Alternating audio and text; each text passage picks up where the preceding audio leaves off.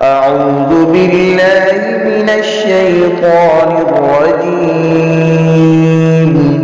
بسم الله الرحمن الرحيم. ولقد يسرنا القرآن للذكر فهل من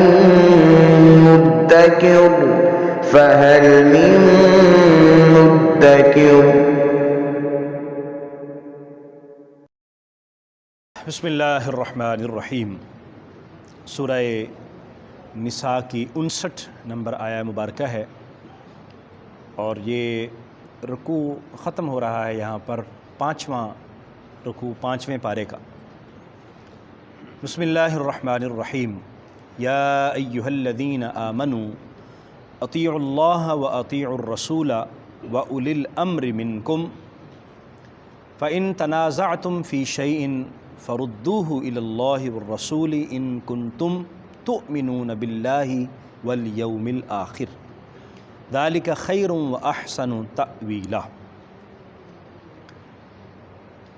ہماری کامیابی دنیا اور آخرت دونوں کی کامیابی اللہ اور اس کے رسول صلی اللہ علیہ وسلم کی اطاعت اور فرما برداری میں پوشیدہ ہے.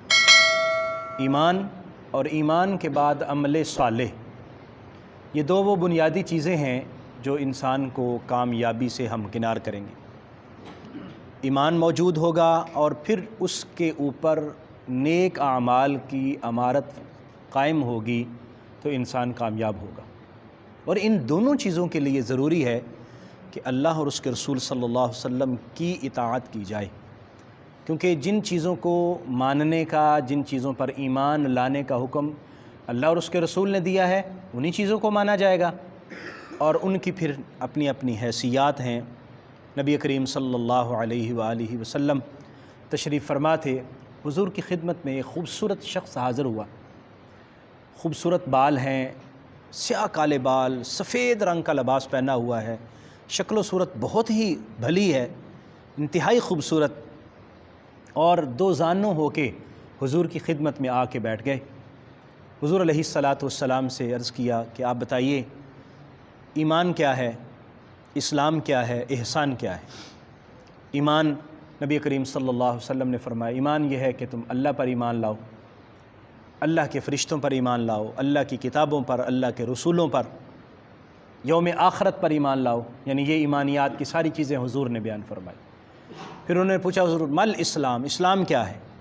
حضور نے فرمایا اسلام یہ ہے کہ تم کلمہ شہادت کا اقرار کرو، پھر اس کے بعد نماز ادا کرو، روزہ رکھو، زکوٰۃ ادا کرو، حج کرو اگر اس کی استطاعت ہے تو. تیسرا سوال کیا کہ حضور احسان کیا ہے؟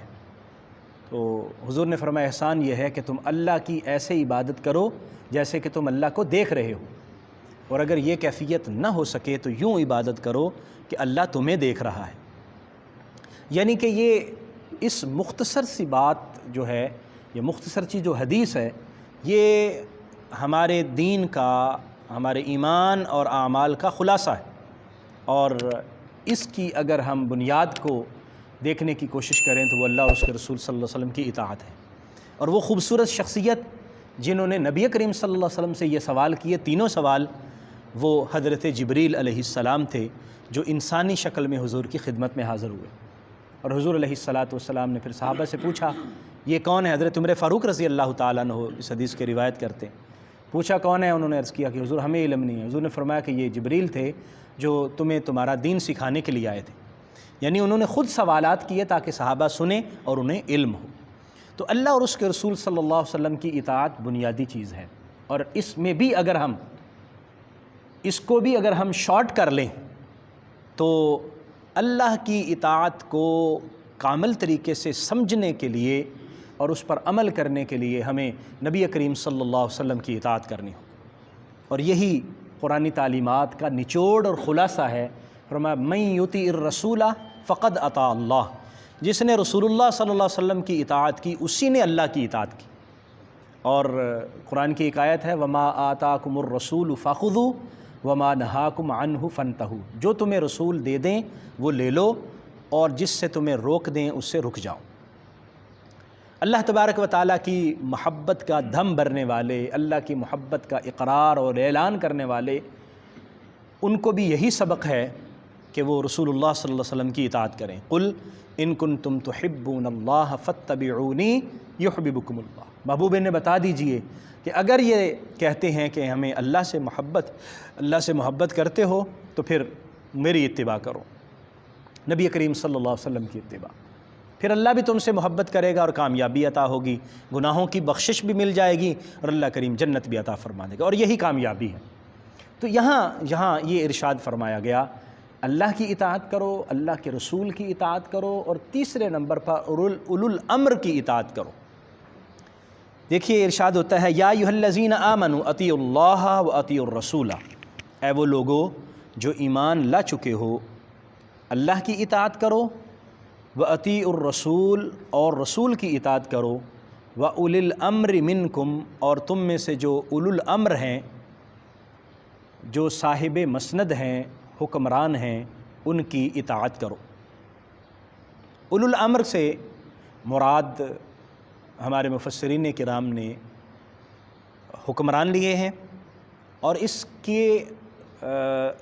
سے مراد اور بھی لوگ ہیں، یعنی اس سے مراد جس طرح حکمران یا خلفائے وقت ہیں، اسی طرح اہل علم بھی اس سے مراد ہیں، جو بھی صاحب مسند ہے وہ اس سے مراد لیا جا سکتا ہے۔ لیکن اس میں بنیادی چیز جو سمجھنی ہے وہ ضروری ہے، وہ یہ ہے کہ کس شخص کی اطاعت کی جائے گی، وہ بنیاد بتا دی، اللہ اور اس کے رسول کی اطاعت یہ بنیاد ہے۔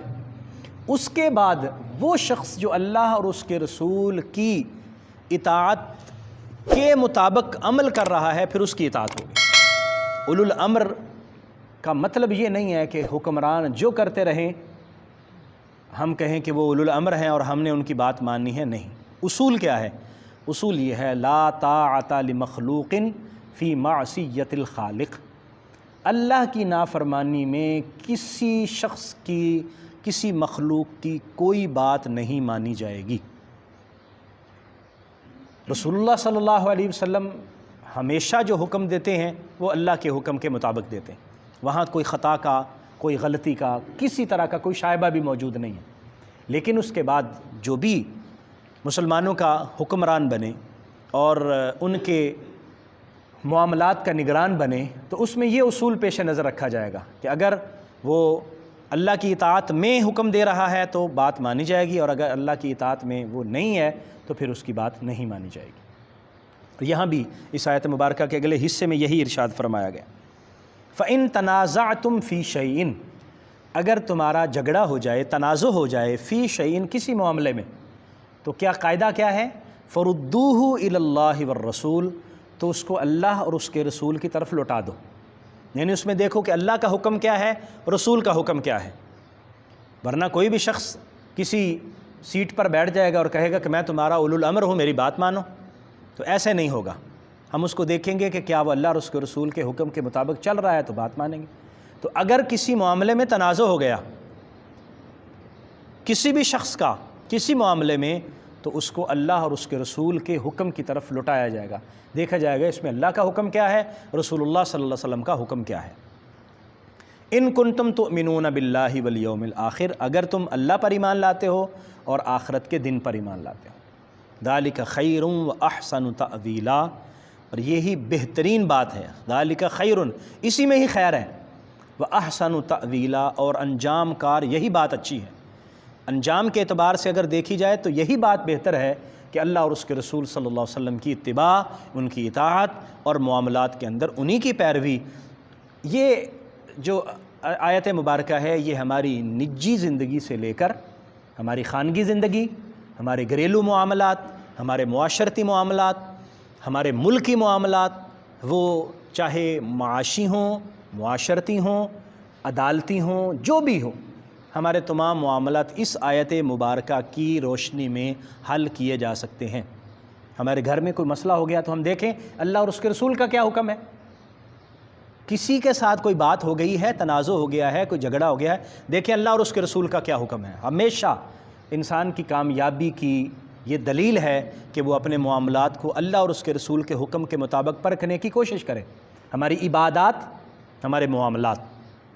اس لیے میں نے تمام زندگی کے مختلف پہلوؤں کو آپ کی خدمت میں عرض کر دیا ہے۔ عبادات میں اللہ کی، رسول اللہ صلی اللہ علیہ وسلم کی ہمیں کیا حکم ہے ان کا اور نصیحت کیا ہے، اس کے مطابق ہم چلیں۔ عبادت میں جس طرح ہم عبادت کے اندر اپنی طرف سے کوئی اضافہ نہیں کر سکتے، ہم فجر کی نماز کے 2 فرض ہی پڑھتے ہیں۔ اگر ہم کہیں کہ آج کل رمضان ہے اور بڑے بابرکت ایام ہیں تو چلو ہم 4 فرض پڑھ لیں، تو وہ 4 فرض اللہ کی بارگاہ میں قبول نہیں ہوں گے۔ اسی طرح ہمارے دوست آج کل ماشاءاللہ کافی عمرہ کی سعادت حاصل کرنے کے لیے گئے ہیں، تو وہ کہیں کہ ہم آئے تو ہوئے ہیں مکہ میں، پھر ہمیں آنا نصیب ہو یا نہ ہو تو چلو حج بھی کرتے جائیں، تو وہ حج نہیں ہو سکے گا، کیونکہ رسول اللہ صلی اللہ علیہ وسلم کا طریقہ یہ نہیں ہے۔ اسی طرح زکوٰۃ کے معاملات ہیں، اسی طرح دیگر معاملات ہیں۔ تو جس طرح عبادات کے معاملات کے اندر ہم اللہ اور اس کے رسول کی اتباع اور اطاعت کرتے ہیں، اسی طرح ہمیں اپنے گھریلو معاملات، اپنے خانگی معاملات، اپنے معاشی معاملات، اپنے کاروباری معاملات، دیگر معاملات کو اسی طرح حل کرنا چاہیے جس طرح اللہ اور اس کے رسول نے حکم دیا ہے۔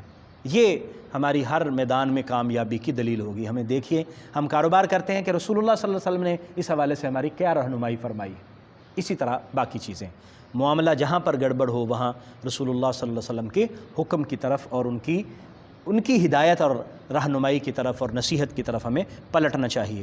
اگر ہم یہ کر چکے اور اگر ہم یہ کر سکے تو سمجھ لیجئے گا کہ ہماری زندگی کی بہت ساری مصیبتیں حل ہو جائیں گی اور بہت سارے معاملات درست ہو جائیں گے۔